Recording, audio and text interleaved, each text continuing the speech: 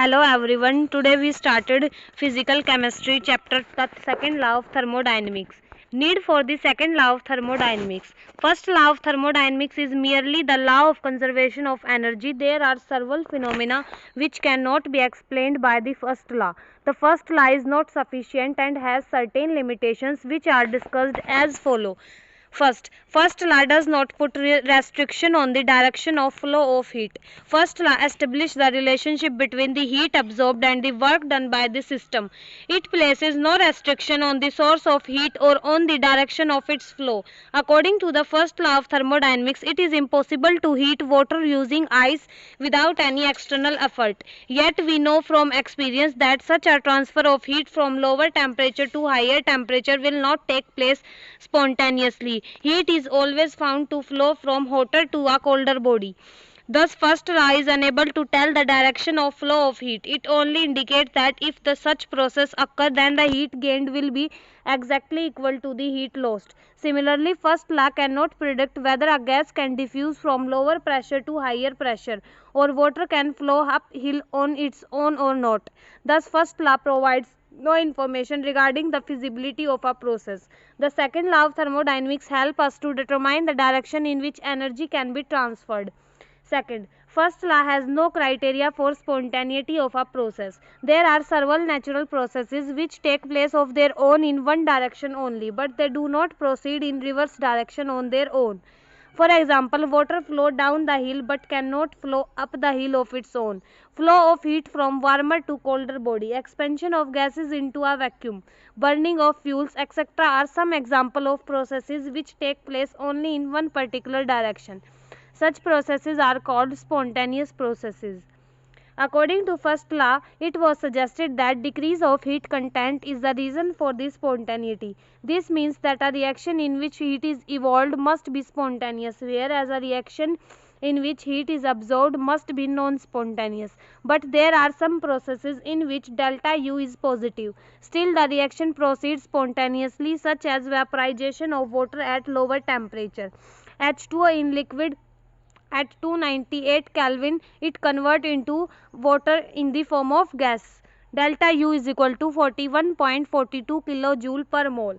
Hence, delta U cannot be the criteria for spontaneity. Similarly, delta H cannot be used for the predicting spontaneity because there are many reactions which proceed spontaneously with a positive value of delta H. Example, dissolution of ammonium chloride solid in water. Thus, it is seen that function U and H derived from the first law of thermodynamics cannot predict the spontaneity of a reaction. Hence, there is need for second law. It is the second law of thermodynamics which defines a new state function called entropy. Thus, function entropy along with other function like free energy G is used to predict whether a given process is spontaneous or non-spontaneous. Third, as stated by first law, the exact equivalence between heat and work is not possible. First law establishes the relationship between the heat absorbed and the work done by the system. According to first law, when heat is converted into work, the work done is equivalent to the heat absorbed. While it is seen from experience that work can be completely transformed into heat, but heat absorbed cannot be completely converted into work without leaving some change in the system or surroundings. This observation cannot be explained by the first law. The second law helps us to calculate the maximum fraction of heat that can be converted into work for a given process. Thus, the first law of thermodynamics is not sufficient and therefore an additional law which explains the above limitation is necessary. Before taking up various statements of second law of thermodynamics, we discuss what is a cyclic process and the Carnot cycle. Then various statements of second law of thermodynamics can be easily understood. Cyclic processes. In a cyclic process, a system after undergoing a series of changes return to original state as shown. A system undergoes change from state A to state B by path first and return to original state by path second. This is a cyclic process. The net change of internal energy in cyclic process is zero. That is delta U is equal to 0. Therefore, according to first law, delta U is equal to Q plus work done. For a cyclic process, delta U is equal to 0, 0 is equal to Q plus work done, or Q is equal to negative work done. When the cyclic process is carried out at constant temperature, the cycle is said to be an isothermal cycle. If the process is carried out in infinitesimally small steps, the cycle is said to be reversible cycle. Although reversible process is the only imaginary and cannot be brought into practice, but the concept is quite useful in deriving some important relationship. The most well-known cyclic process is Carnot cycle. The Carnot cycle was named after a French engineer, Sadi Carnot. He was interested in the efficiency of steam engine and other heat engine, the devices which convert heat into work. He observed that maximum conversion of heat into work is possible in a cyclic process, in which all the necessary steps are carried out reversibly. Such a reversible cycle is called Carnot cycle, and the engine operating on the basis of this hypothetical cycle is called Carnot engine. An expression for the efficiency of a Carnot engine may be derived using a systematic diagram. The system consists of 1 mole of an ideal gas filled in a cylinder which is insulated and fitted with a frictionless piston. The gas is brought in contact with two heat reservoir source at T2 and sink at T1, which are maintained at constant temperature where T2 is greater than T1. The Carnot cycle involves 4 reversible systems. First, isothermal expansion. Second, adiabatic expansion. Third, isothermal compression. Fourth, adiabatic compression. The process are represented on a pressure volume diagram. Step 1. Isothermal reversible expansion. The cylinder containing 1 mole of ideal gas having volume V1 is placed on the source. The gas absorbs quantity of heat Q2 and undergo isothermal reversible expansion to volume V2, indicated by curve AB. The work done W1 by the system is given by minus W1 is equal to RT2 ln V2 upon V1. First equation. As in isothermal process, delta U is equal to 0. The work done is equal to the heat absorbed Q2 minus W1 is equal to Q2 is equal to RT2 ln V2 upon V1. Step 2. Adiabatic expansion. The cylinder is removed from the source and kept on an insulating base. The gas is allowed to expand adiabatically from volume V2 to V3. In this step, temperature decreases to T1, the temperature of the sink. The path is shown by curve BC. The heat absorbed by the system is 0 as expansion takes place under adiabatic conditions. The work done by the system W2 is given by minus W2 is equal to CV T1 minus T2. Isothermal compression. The path is shown along the curve CD. In this step, the cylinder is removed from insulating base and is kept in contact with the sink at temperature T1. The gas is compressed isothermally till the volume decreases from V3 to V4. The work done on this system is positive by convention and is given by W3 is equal to RT1 ln V4 upon V3. An amount of heat Q1 having negative sign exactly equal to W3 will be returned to the sink. Thus we can write minus Q1 is equal to W3 is equal to RT1 ln V4 upon V1. Step 4. Adiabatic compression. In this step, the cylinder is removed from the sink and placed on the insulating base. The gas is compressed adiabatically along the curve dA. The volume reduced from V4 to V1 and the temperature of gas rises from T1 to T2. The work done is positive by convention and is given by W4 is equal to CV T2 minus T1. As a result of these 4 operations, the system returned to its original state and a reversible cycle is completed. The total work done in this cycle is given by W is equal to minus W1 plus minus W2 plus W3 plus W4. W is equal to RT2 ln V2 upon V1 plus RT1 ln V4 upon V3. Net heat absorbed is given by Q is equal to Q2 plus minus Q1. Q is equal to RT2 ln V2 upon V1 plus RT1 ln V4 upon V3. Since point T2 V2 and T1 V3 lie on the same adiabatic curve and T2 V1 and T1 V4 lie on the another adiabatic curve, then using expression T is equal to gamma raised to the power gamma minus 1 is equal to constant. and divide the equation, we get V4 upon V3 is equal to V1 upon V2. Substitute the value of V4 upon V3. W is equal to R T2 minus T1 ln V2 upon V1. From the above derivation, it is observed that the work done in Carnot cycle is only the work involved in the isothermal operation, because the work done in the adiabatic operation cancel one another. Efficiency of Carnot cycle and Carnot theorem. The efficiency of Carnot cycle or heat engine is defined as the ratio of work done by the system to the amount of heat absorbed at higher temperature. Substituting the value of W and Q2 from equation, eta is equal to T2 minus T1 upon T2. From equation, it is clear that the efficiency of reversible heat engine depend only upon the temperature of the source and the sink, and is independent of the nature of working substance. In other words, all reversible heat engine work between the same two temperature have the same efficiency. Also, the efficiency of a reversible heat engine is maximum for the given temperature.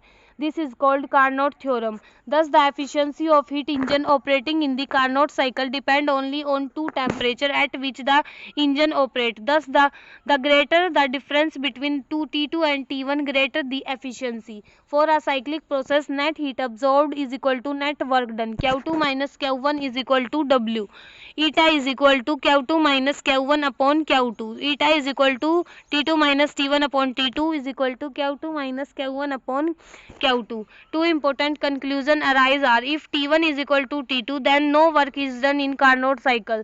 This is more clear from equation. When T1 is equal to T2, the work done in isothermal expansion at temperature T2 will cancel out the work done by the system in isothermal expansion at temperature T1. In other words, in Carnot cycle, no heat will be converted into work if only isothermal expansion and compression above are carried out. Third, it follows from equation that efficiency of Carnot cycle will be unity if T1 is equal to 0, as T1 can never be 0. Therefore, T2 minus T1 by T2 is always less than unity. Hence, the efficiency of heat engine is always less than unity. Thus, only a fraction of heat absorbed at a higher temperature can be converted into work. Statement of the second law of thermodynamics. Having discussed the cyclic process of heat engine, we can now give the statement of the second law, which can be easily understood from the efficiency of the Carnot cycle. First, Kelvin's statement: since T2 upon T2 minus T1 upon T2 is less than 1, it follows that W work done is less than Q2 work done is less than heat absorbed. This means that only a part of heat absorbed by the system at higher temperature T2 is converted into work. The rest of the heat is given out by the system to the surrounding when it is all at the lower temperature T1. Based on this observation, Kelvin states the second law of thermodynamics as follows: it is impossible to use a cyclic process to transfer heat from a reservoir and convert it into work without at the same time transferring it from hotter to a colder body. It can also be stated as: it is impossible to convert heat completely into work without leaving some effects in the system or surroundings. Although the second law has been stated in a number of ways, but all these statements have the same fundamental concept, that is, work can always be converted into heat, but the conversion of heat into work does not take place under all conditions. Second, Kelvin-Planck statement. We have seen that work done by the heat engine operating in a cycle is 0 when the two temperatures are same. The Kelvin-Planck statement of second law is: it is impossible for a system operating in a cycle and connected to a single heat reservoir to produce a positive amount of work in the surrounding.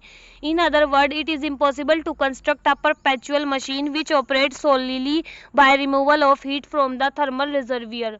Third, Clausius statement. A heat engine operating in cycle can perform work only by observing heat from a reservoir at a higher temperature and by rejecting the difference between heat absorbed and the work done by the engine to the another reservoir at a lower temperature. On this fact, the Clausius statement of second law is based. Clausius statement of second law of thermodynamics is: it is impossible to construct a machine that is able to transfer heat by cyclic process from colder to a hotter body without use of an external agency.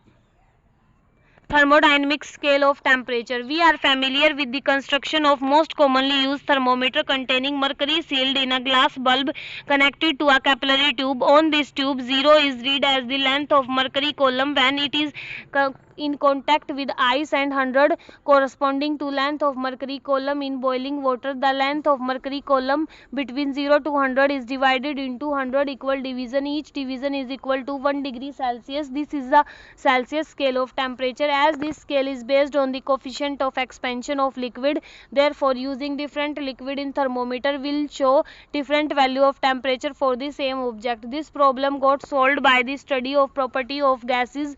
It was found that an ideal gas ceases to exist at a temperature of minus 273.15 degrees Celsius. The temperature was called absolute zero. The temperature scale suggested on this basis is called ideal gas temperature scale and is found to be independent of the nature of gases. Lord Kelvin developed a thermodynamic scale of temperature based on the fact that the efficiency of the reversible heat engine is independent of the nature of gas taken in the heat engine. This scale is found to be identical with the ideal gas temperature scale. Consider a reversible heat engine operating between two constant temperature heat reservoir. One of the reservoir act as a source and the other act as a sink. The temperature of each reservoir on the new scale may be taken as proportional to the quantity of heat absorbed Q2 from the source or heat lost Q1 to the sink. Let theta 1 and theta 2 represent the temperature of sink and the source respectively. Then on thermodynamic scale, Q2 by Q1 is equal to theta 2 by theta 1. Equation first give the ratio of two temperature based on the ratio of quantities of heat exchange and is independent of the nature of thermometric substance. Take the reciprocal of the equation, become Q1 upon Q2 is equal to theta 1 upon theta 2. Subtracting from the unity we get Q2 minus Q1 upon Q2 is equal to W upon Q2. This equation defines the efficiency of reversible heat engine in terms of Kelvin temperature. By putting theta 1 is equal to 0, that is 0 of the new scale, we get Q2 minus Q1 upon Q2 is equal to W upon Q2 is equal to 1. Therefore, the 0 of the Kelvin scale is the temperature of the sink of a reversible heat engine having efficiency equal to the 1, which means that such a cycle complete converts heat into work. This is possible only if the lower temperature theta 1 is equal to absolute 0, the ideal gas temperature scale. In fact, the ideal gas scale and Kelvin scale are identified provided the gas is ideal. The temperature on the thermodynamic scale are expressed in terms of degree Kelvin represented as K. Further, it has been found that if theta 1 is taken equal to 273.16 Kelvin, the triple point of water, then Kelvin and Celsius scale become identical. Entropy. The function entropy was established from the work of Carnot. Clausius in 1850 introduced this function of state S. For a reversible Carnot cycle operating between temperature T2 and T1, the efficiency given as where Q2 is the heat absorbed isothermally at temperature T2 and Q1 is the heat absorbed isothermally at temperature T1. Rewrite the equation, we get Q1 upon T1 is equal to Q2 upon T2. In the general form, equation may be written as Q reversible upon T is equal to constant, where Q reversible is the amount of heat exchange in a reversible process. Thus, we can say that heat absorbed or lost isothermally and reversibly divided by absolute temperature at which the heat is exchanged is a constant quantity for a given system. Equation has been derived by taking positive sign of heat absorbed Q2 and negative sign of heat lost Q1. If Q2 is the heat absorbed and Q1 is the heat evolved, then Q1 by T1 plus Q2 by T2 is equal to 0. But Q cyclic is not equal to 0, therefore Q is not a state function. Summation Q upon T is equal to 0. Thus, when the isothermal and adiabatic process in a Carnot cycle are carried out in infinitesimally small step, the summation of Q upon T terms is equal to 0. Entropy is a state function. Consider a cyclic process ABA carried out reversibly. It can be shown to consist of number of small Carnot cycles. Thus, the horizontal line represent adiabatic process while the slanting vertical line represent isothermal process. By making each Carnot cycle extremely relatively small and increasing their number, it can be made to correspond to the continuous curve ABA. Thus, reversible cycle can be considered as being made up of infinite number of Carnot cycles. For each cycle, we have summation Q upon T is equal to 0. When the changes are made in finitely small amount, we can write summation delta Q upon T is equal to 0. For a cyclic process performed in two steps from A to B and back B to A, we can write summation dq upon T A to B is equal to minus summation B to A dq upon T. It follows that Q upon T is a definite quantity whose value depends only on initial state A and final state B and is independent of the path followed for the process. For a reversible process, we can write quantity Q upon T as Q reversible upon T. Thus, we conclude that the quantity Q reversible upon T represents a state function. This state function is called entropy of the system and is represented by S. Thus, S is equal to Q reversible upon T. Entropy is an extensive variable and it is defined only in terms of differences. The change in the value of entropy is going from one state to another. It is independent of the path. Delta S is equal to entropy of B minus entropy of A is equal to Q reversible upon T, where SA and SB are the entropy in states A and B of the system respectively. As entropy is a state function, a small change in its value can be represented by an exact differential ds. Hence, we write ds is equal to Q reversible upon T. Units of entropy. Entropy change is expressed as delta S is equal to Q reversible upon T. Entropy is expressed in terms of joules per degree Kelvin. When the heat is expressed in calories, then entropy is reported as calories per degree. Further, entropy is an extensive property. It is therefore necessary to mention the amount of substance involved. Usually, it is expressed for 1 mole of substance. Hence, the unit of entropy are calories per degree per mole. When the heat is measured in joule, we write the unit of entropy as joules per degree per mole. Entropy change is in a reversible process. Consider a process take place under completely reversible condition. The system absorb heat reversibly and the surrounding always transfer heat reversibly. Let Q reversible be the heat absorbed reversibly by the system, then the heat lost by the surrounding will also be Q reversible. If the heat transfer take place isothermally at the absolute temperature T1, then the entropy change in the reversible process will be negative of the entropy change of the surrounding. Delta S of system is equal to minus delta S of surroundings. Entropy change of the system is given by delta S system is equal to Q reversible upon T. Entropy change of the surrounding is given by delta S surrounding is equal to minus Q reversible upon T. The total entropy change for the combined system and the surrounding will be delta S system plus delta S surrounding is equal to 0. Delta S total is equal to delta S system plus delta S surrounding is equal to 0. Thus, the following conclusion can be drawn from the above discussion.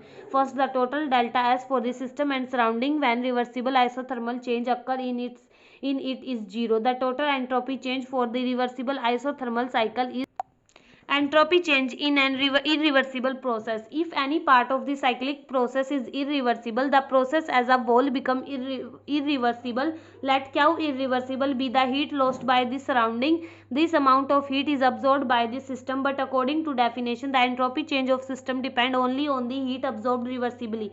That is Q reversible. Delta S of system is equal to Q reversible upon T. Further, assume that the surrounding lost Q reversible amount of heat isothermally and irreversibly. Then the entropy change of the surrounding will be given by delta S of surrounding is equal to minus Q irreversible upon T. The net change in entropy for the system and surrounding combined is given as Q reversible upon T minus Q irreversible upon T. Further, we know that the work done in a reversible process is maximum, that is work done of reversible is greater than work done of irreversible. First law for reversible process can be written as delta U is equal to Q reversible minus work done of reversible. When the same process is carried out irreversibly, we can write delta U is equal to Q irreversible minus the work done of irreversible. As internal energy is a state function, delta U is the same whether the process is carried out reversibly or irreversibly. From equation we get Q reversible minus work done reversible is equal to Q irreversible minus work done irreversible. We know that work done of reversible is greater than work done of irreversible. We conclude that heat of reversible is greater than heat of irreversible. Q reversible upon T is greater than Q irreversible upon T. Q reversible upon T minus Q irreversible upon T is greater than 0. Comparing equation, we can write delta S of system plus delta S of surrounding is greater than 0. Thus, we conclude that in an irreversible process, the entropy of the system and the surrounding taken together always increases. All the process in nature occur spontaneously, and all the spontaneous processes are thermodynamically irreversible. Thus, Clausius concluded that the entropy of the universe is increasing. The second law of thermodynamics may be stated as: all these spontaneous processes are accompanied by a net increase of entropy, that is, the entropy of the universe is increasing continuously.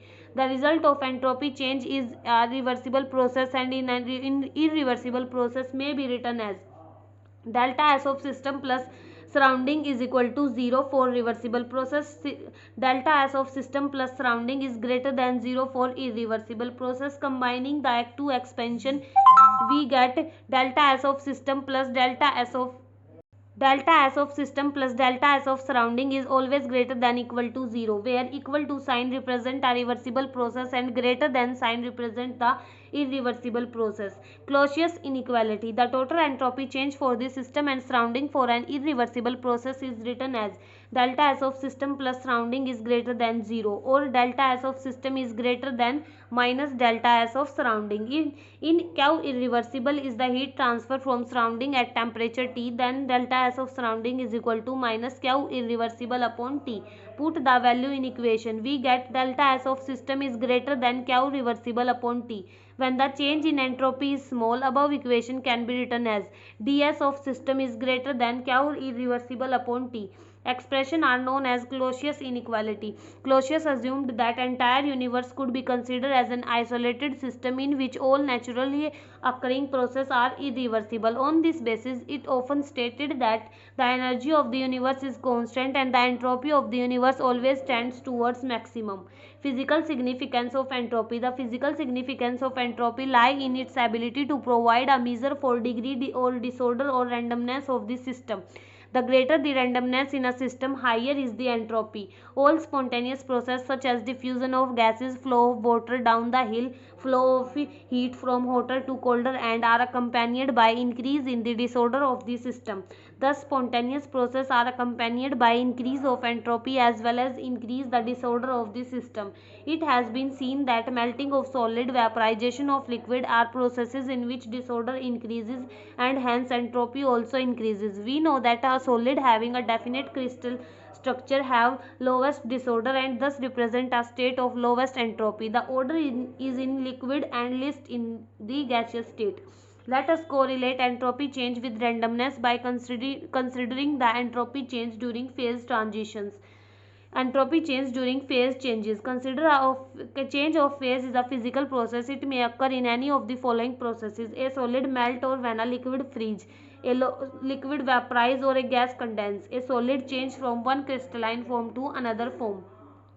First, entropy of fusion or melting. When a solid change into liquid state at its melting point, the process is called fusion. Heat is absorbed during fusion. The entropy change of fusion is given by delta S of fusion is equal to heat of fusion upon temperature melting point. Entropy of vaporization. When substance change from liquid to vapor state reversibly at its boiling point Tb under a constant pressure, the amount of heat absorbed is delta Hv, the latent of heat of vaporization. Then entropy change is delta S of V is equal to delta Hv upon Tb. It may be noted that both the process, that is fusion and evaporation, are endothermic. Hence the heat of fusion and heat of vaporization are both positive, that is these processes are accompanied by increase of entropy. On the other hand, the change of state from vapor to liquid or from liquid to solid involve evolution of heat and are negative.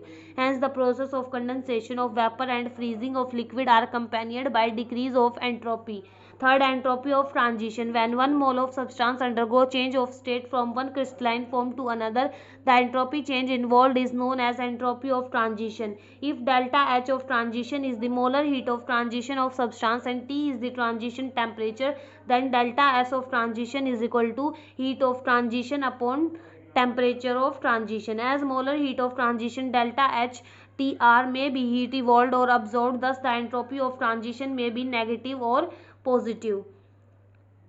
Maybe entropy change for an ideal gas with change in pressure, volume and temperature. Since entropy is a state function, its value for an ideal gas will change with state variable pressure, volume and temperature. We study the variation of entropy with change in two variable at one time, that is temperature and volume, or temperature and pressure. Entropy as a function of temperature and volume. Considering 1 mole of ideal gas which expand reversibly, according to first law of thermodynamics, we have dq reversible is equal to du minus dw. If the work considered is the only work of expansion, then for an infinitely increased volume dv against a pressure p, we have minus dv is equal to p dv.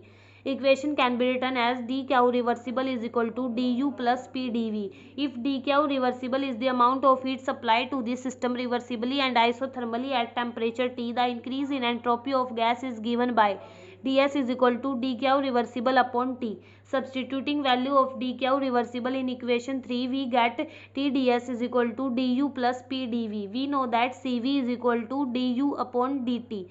Du is equal to Cv dt.